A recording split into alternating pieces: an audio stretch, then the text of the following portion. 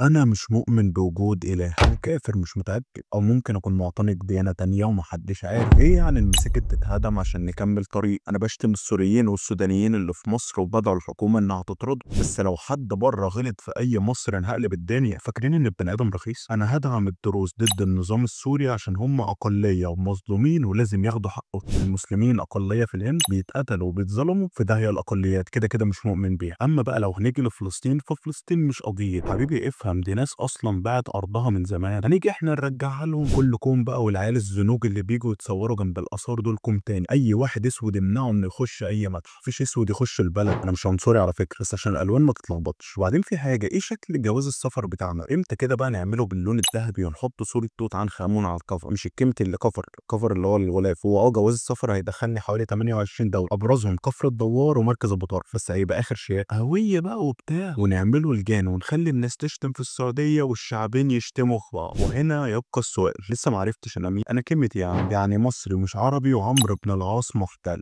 مصر قبل الفتح الإسلامي المصريين كانوا قاعدين على بتاع الروم، بس لا برضه احتلال.